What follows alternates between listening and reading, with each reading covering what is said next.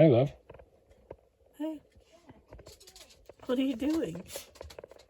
I'm making a video. What are you doing? Are you doing a video on that? Yes, we are on that. Not the dog. On this heater. On the dog. Yeah. What are we doing? A video on the heater. So this is the Dyna-Glo. This is a 30,000 BTU. What do they call it? A wall Heater. heater. It's vent-free. It's Thermostatic. Vent-free thermostatic, which means it has a thermostat. So let's go with the history of us with Dyna-Glo. Last year, for our first winter out here off grid, we bought one of these for the camper. It's still in there. It's still in use. It's actually really good. That one's black. This one's white. Now, that one does have a piece of glass on the front that goes part way up. It's the garage model. Apparently, that's the only difference. So, not a big deal. We also bought a 10,000 BTU of the same thing. And Go lay down on the bed. that's what we had in here originally. And now that it's mid to late December, it's getting way too cold. So we needed a bigger one. And we'll use that small one just as a backup, I guess. But these things are really good. Pretty simple. Electronic igniter for the pilot. You can just have it on. We got down to like 9 degrees last night. We kept it on the very first setting. And it cycled on and off all night. Kept us warm. It's fine. In fact, last year in the camper, it was really rare for us to turn it above that first setting. Maybe to the second or third little notch for a few minutes to kind of warm it up quickly and then turn it back down. So it's 30,000 BTU at the highest setting, which we... It's like 24,000 at the first. Yeah, 24,000 at the first. And that's typically where these things stay. Go lay down on the bed. Now, Get up here. Now. Go. this one we got brand new. We actually ordered another one. We ordered a 20,000. So there's a 10, a 20, and a 30. We actually ordered a 20,000. Not the fault of this company, but the seller on Amazon. It was supposed to be a thermostatic, and it was not. It was one that just has a high, medium, and low setting, and that's it. And it doesn't cycle on and off. And that's not what we wanted because it actually gets way too hot in here at night if it's running like that. So we sold that one to a neighbor basically for exactly what we paid for, just to avoid having to do the return. And he really needed a heater, so it was a win-win.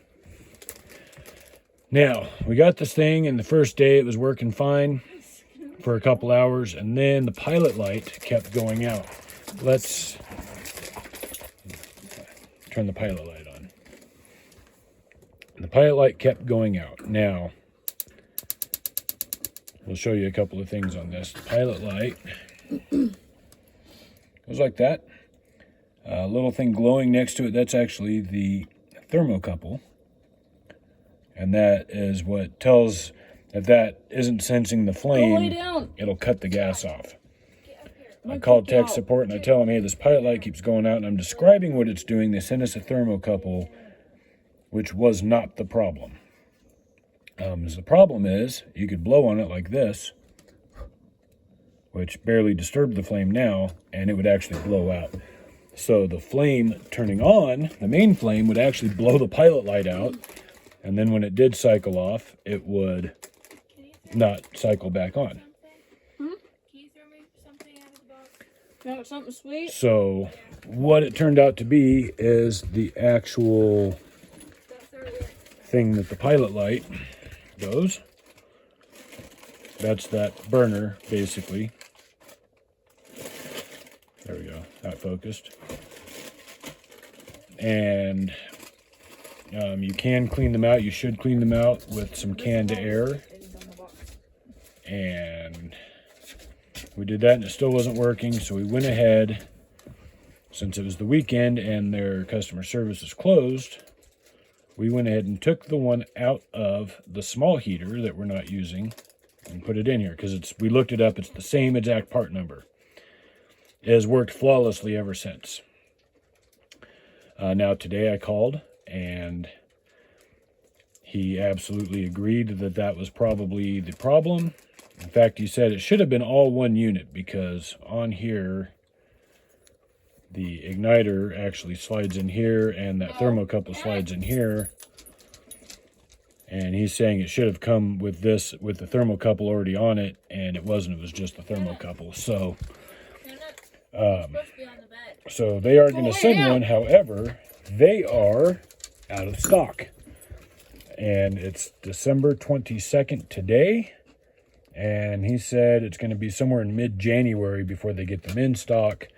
So it's going to be late January before we can get the replacement. It's cold. It was supposed to be like 9 degrees last night and like -2 tonight. So we're not going without heat. I asked him if it would void the warranty if I swapped a part from one to the other because we need it. He said absolutely not. It's fine. They don't care. So that's where we're at with that. It's working. It's working fine. If something else goes wrong, we want that small one to be able to be used as a backup.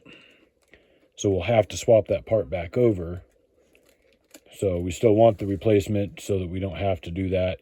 Also, when we get a small shop building, it would be really nice to have that heater in there. But that's the main thing. Now, being as how we are a channel that likes to talk about off-grid stuff. You know what'd be really good? What? If they made these little mini chocolate grandma cookies Mm-hmm. into a cereal. Because you know how the cookie crisp isn't really like... I'm not high, by the way. You know how the cookie crisp isn't really like cookies? Like, it doesn't taste like cookies? Yeah. So then you put it in the milk and it's like a weird cereal cookie? Yeah. This is just cookies. And Why don't we just pour that bag into a bowl of milk? Like, they've already made it like cereal. They just don't. Into a bowl of milk, you can put milk in the bowl of cookies. But you can't just already have the milk in the bowl. Okay. Anyway. They have made it for you. They just don't market it that way. You got to be a little more creative like you just did. So, anyway. Anyway, off-grid, if you're living in a camper or any type of shelter that's not a house with really well-insulated walls, I'm going to give you some advice. And it's just going to be easier to show you on the small one because it's just sitting over here. This is the smaller version, by the way. This back here is what senses the temperature. Sends a signal up to tell this thing to shut off, turn back on, yada, yada, yada. It's right on the back. And it's even protrudes out a little bit. Now there's little spacers that go on here. And a wall bracket so you can hang this thing on a wall. Which should be fine in theory. However, if we mount these on the wall, this wall gets extremely cold. It's cold to the touch right now, and it's the middle of the day. Plus, we got a window here. So basically, the small one or the big one would not cycle off ever. Or it would take out. This thing ran for 50 minutes. Yeah, almost a full hour. And it's sweltering hot in here. Yeah, it's blazing hot in here, like we're sweating. And that thing is just going. Because that's our Christmas tree, by the way, with shells as ornaments. Yeah, because it was just right up against that cold. Did you say Mom? So you can get feet. Those are sold separately. We put it on those blocks just to get it a few inches above the floor more. I think we need to buy ourselves one of these snack boxes. Yes, and we have a rug there because that helps to insulate it, and the long curtain now back there to help block some of the wind that's pushing the cold through. And with that, it cycles on and off just fine. It gets a tad bit warm. But just as it gets to the point that it's like kind of too hot, it turns itself off. Yeah, it turns itself off, and then it gets just about where you're like, man, I wish that heater would kick on, and it kicks on. So it's That's about, what happens in that one too. yeah, it's about perfect for that. If we had better insulation and all that, it would probably be even less of a problem. Things for motorhome life, like hanging a blanket over the door, fairly thick curtains over the windows, actually make a big difference as far as that goes. So, this is our triumphant return to YouTube, by the way. Oh. And it's been a few months since we've uploaded to YouTube. We've been doing a lot of videos on Facebook. This one's for YouTube. We're going to go back to doing that a little more. So, anyway, this is the 4th Dyna-Glo heater that we've purchased. One we resold to cover that cost so that we could get the bigger one and just get what we know would work. So, so that's where we're at with that. Hopefully this is good information. But learning how to troubleshoot your own heater is good, because even though it's under warranty, they don't have technicians.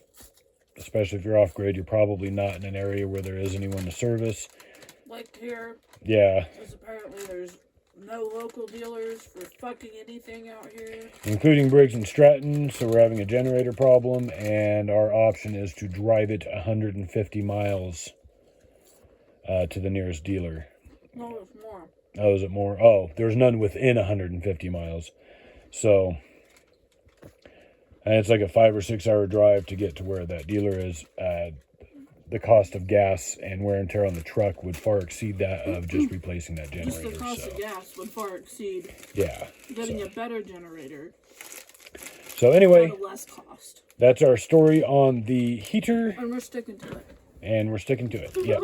But these heaters are really good. They work extremely well, and we're pleased with it. However, my advice would be maybe order a couple of the common parts, even if you have to pay for them, and keep them on hand.